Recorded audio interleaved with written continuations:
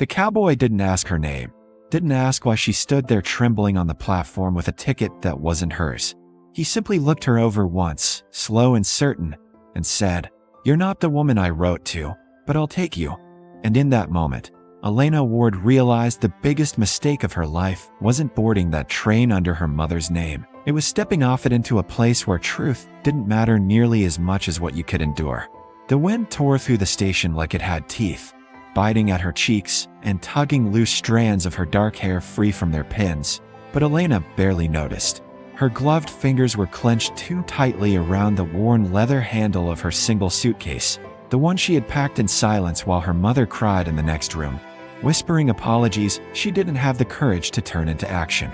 It had been her mother's plan, her mother's letters, her mother's promise to marry a man she had never met somewhere beyond the last stretch of civilized rail. And yet when the moment came, fear won, as it so often did. And Elena had stepped forward without hesitation, because someone had to. She told herself it was temporary, just a journey to set things right, to explain the misunderstanding and return home before the consequences could settle. But even as the train doors opened and the unfamiliar land stretched out before her in harsh browns and endless sky, she knew deep down that nothing about this would be simple. The platform was crowded with rough men and louder voices, the scent of smoke and livestock thick in the air. And yet he stood apart from all of it, a tall figure carved out of stillness, hat pulled low, shoulders squared like the land itself had shaped him that way. He didn't hold a sign or call out a name, but when his gaze landed on her, it didn't waver, and something inside her tightened with the certainty that he had already decided. Elena forced herself forward, each step measured, her mind rehearsing the speech she had practiced 100 times on the train. An apology, an explanation, a promise to leave quietly. But the words dissolved the moment she stopped in front of him and felt the weight of his attention, not curious or hopeful like a man expecting a bride, but assessing, like a rancher judging whether a horse would hold up under strain. "Mr. Rourke," she managed, her voice steadier than she felt, and he gave a slight nod, his eyes flicking over her face, her posture, her hands, lingering there just long enough to make her acutely aware of the calluses she had never bothered to hide. "You're not her," he said simply, no anger, no surprise, just fact. And Elena's breath caught because there was no use pretending now. "No," she admitted, lifting her chin despite the heat creeping up her neck. "My name is Elena Ward. The letters you received, they were written by my mother." She intended to come herself, but she hesitated, searching for a way to soften the truth, but there wasn't one. She couldn't. Silence stretched between them, filled only by the distant clatter of crates and the hiss of the train pulling away. And for a moment Elena thought he might turn and leave her standing there with her mistake laid bare at her feet. But instead he shifted his weight slightly, eyes narrowing as if recalculating something invisible. "You came in her place," he said, not a question but a conclusion, and Elena nodded once, gripping her bag tighter. "Only to explain," she said quickly, the words tumbling out now. "I don't expect anything from you, sir. I'll return home on the next train if you can work?" He interrupted, and the question hit her harder than anger would have. She blinked, thrown off balance. Yes," she said cautiously. "I've managed a household, accounts, repairs when needed, ride?" "A little." "Cuck." "Well enough." Another pause, heavier this time, and then he glanced past her toward the open land. Beyond the station, a stretch of dry earth and distant hills that seemed to swallow everything whole, before looking back at her with a finality that made her pulse stutter. "I came for a wife," he said, his voice low and rough as gravel. "But what I need is someone who won't fall apart when things get hard. Someone who can keep a place running when everything else starts failing." His gaze sharpened, pinning her in place. "You're here. I'll take you."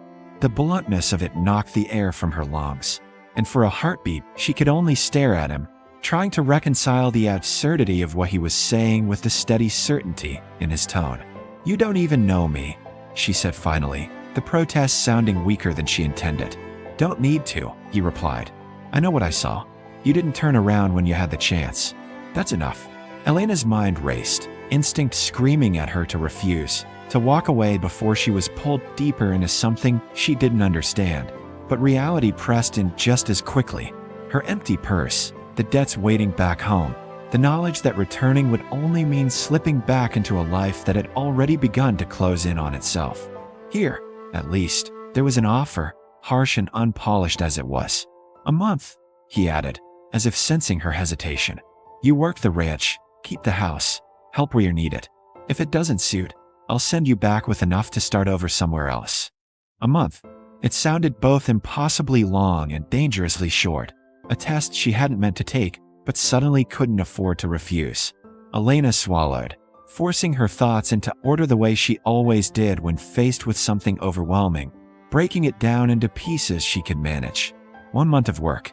One chance to change the course she had been stuck on for years.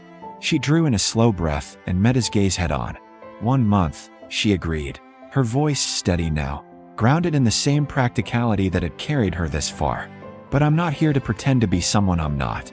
Something flickered in his expression then, not quite approval, but not dismissal either, and he gave a short nod before reaching down to lift her suitcase as if it weighed nothing at all. "Good," he said, turning toward the waiting wagon without another word.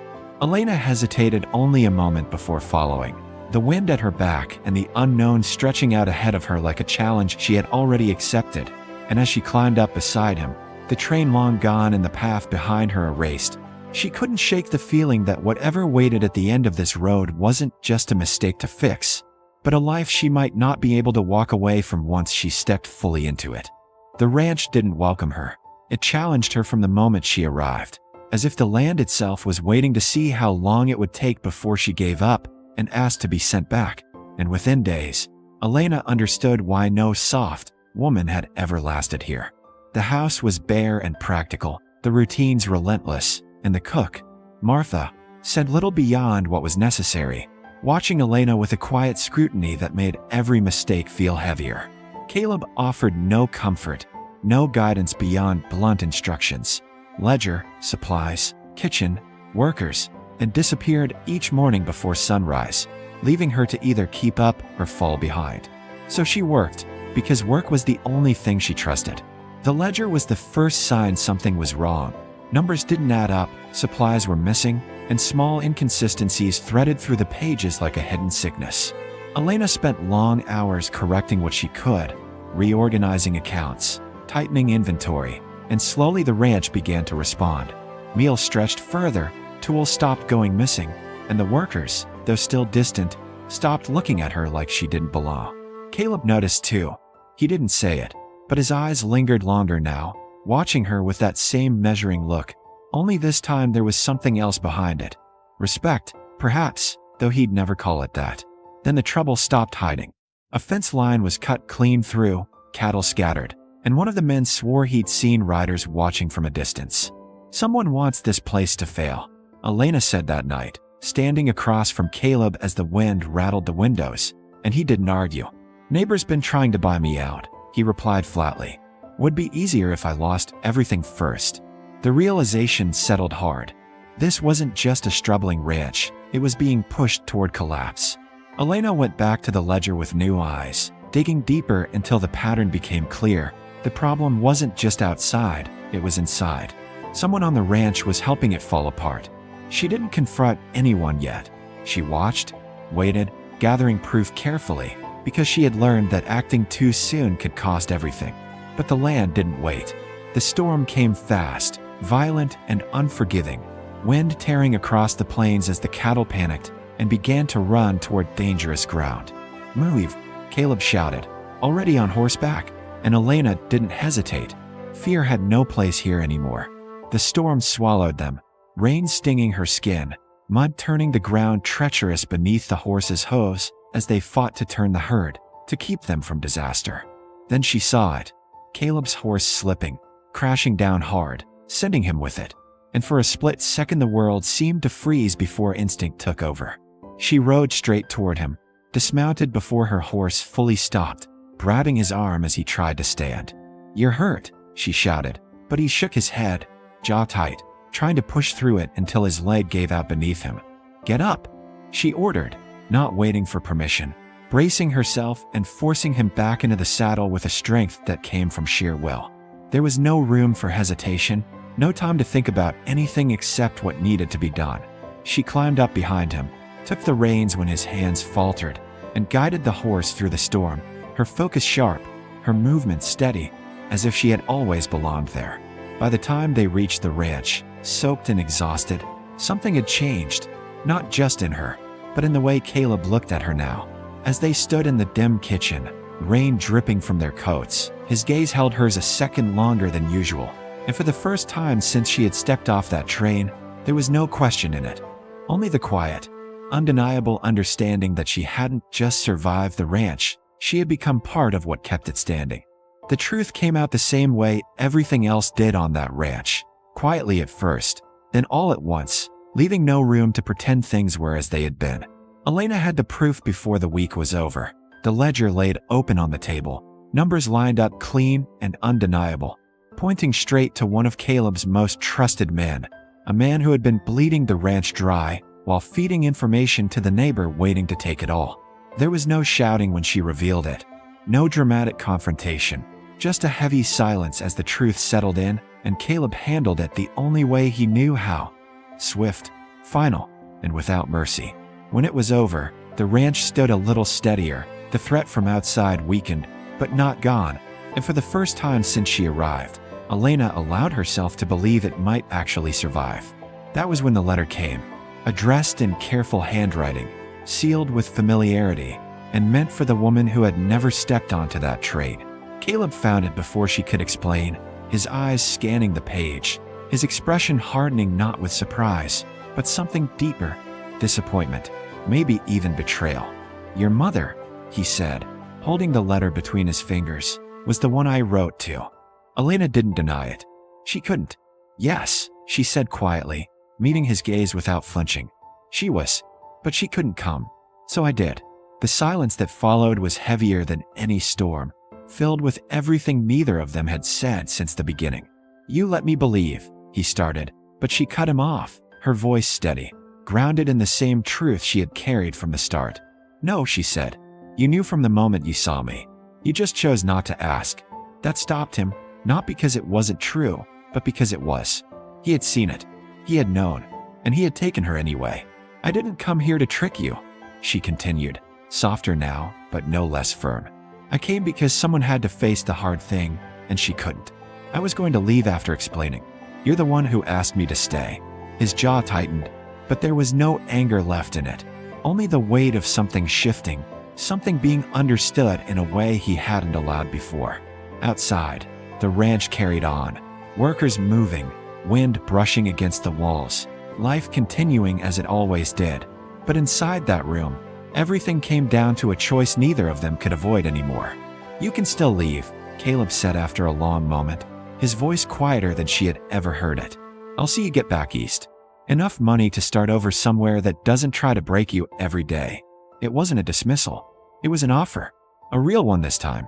And for a second, Elena let herself imagine it, returning to something easier, something familiar, a life where survival didn't demand so much from her. But the thought felt hollow the moment it formed. She looked around instead, at the worn table, the ledger she had rebuilt, the place that had tested her and found her standing, and realized the truth she hadn't meant to discover. This wasn't where she had ended up by mistake. This was where she had chosen to stay. "The north fence will need replacing before winter," she said finally, her tone practical, almost casual, as if they were discussing nothing more than the next task at hand. "And the supply records still need tightening. If we don't fix that, we'll end up right back where we started." Caleb stared at her, something unreadable passing through his expression before it settled into something steadier, something that looked a lot like understanding. "That your answer?" he asked. Elena met his gaze, unwavering. "It's the only one that matters." A slow breath left him, and for the first time, the hardness in his posture eased, not gone, but no longer guarded in the same way. "Then stay," he said, not as an order, not as a bargain, as a choice. And this time, it was hers. They didn't shake hands. They didn't speak of anything softer than what had already been said. Instead, she reached for the ledger, her fingers brushing his for just a second, scarred, steady, equal, and together they looked down at the future laid out in numbers